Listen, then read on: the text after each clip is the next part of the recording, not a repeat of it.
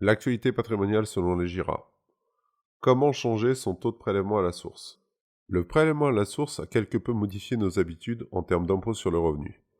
Nous sommes passés d'un principe de paiement par tiers ou de mensualisation à des acomptes mensuels ou trimestriels sur la base d'un taux de prélèvement nominatif.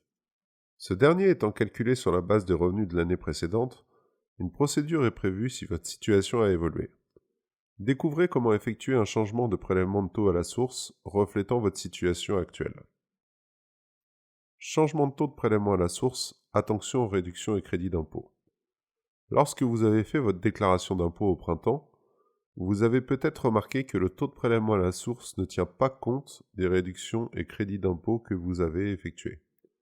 Cela se caractérise par une différence entre ce dernier et le taux moyen d'imposition que vous retrouvez sur votre avis d'imposition. Si vous avez l'habitude de procéder à des dons aux associations, que ce soit des associations d'utilité publique, associations venant en aide aux personnes en détresse ou associations sportives, ou alors employer des personnes à domicile, ainsi que la mise en place de solutions de défiscalisation. Vous avez dû remarquer que les réductions et crédits d'impôt font l'objet d'un acompte spécifique. Ce dernier est calculé sur la base d'un montant total des réductions et crédits d'impôt présents sur votre dernier avis d'imposition. Le versement de l'acompte se fera en 2 fois, une première fois de 60% de la somme en janvier de l'année suivante, le restant, les 40%, seront versés courant de l'été. Remarque importante, si le montant de vos réductions et crédits d'impôt baisse par rapport à l'année précédente, nous vous conseillons de provisionner le rattrapage d'impôt que vous aurez assumé l'année suivante. Rien de plus simple. Conservez la différence sur un compte épargne en ponctionnant une partie des acomptes perçus. Si le montant de réduction et crédit augmente par rapport à l'année précédente, il est tentant de moduler le taux de prélèvement pour être au plus près du taux moyen d'imposition.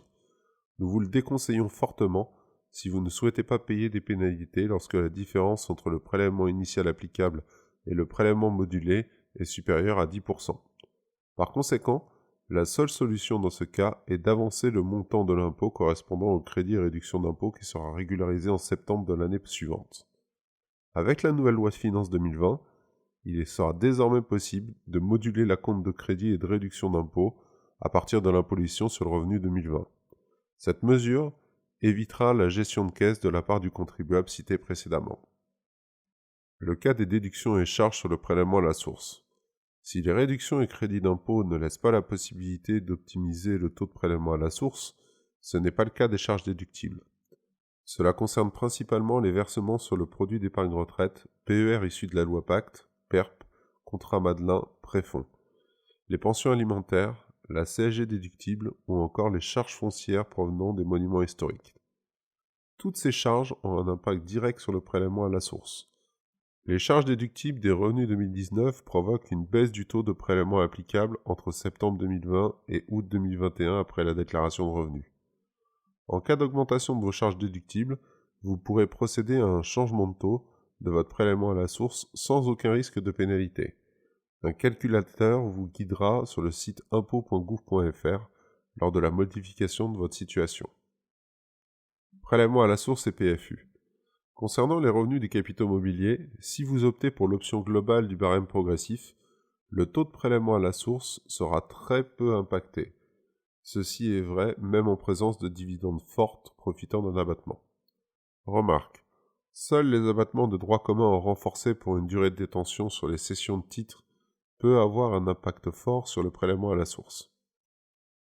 Sauf si vous êtes faiblement imposé, tranche marginale d'imposition inférieure à 30%, le PFU n'aura qu'un impact limité sur votre taux de prélèvement à la source. Voire même, il aura tendance à le minorer si vous avez de forts revenus issus du patrimoine financier ou si votre TMI est supérieur à 41%. J'y arrive pas.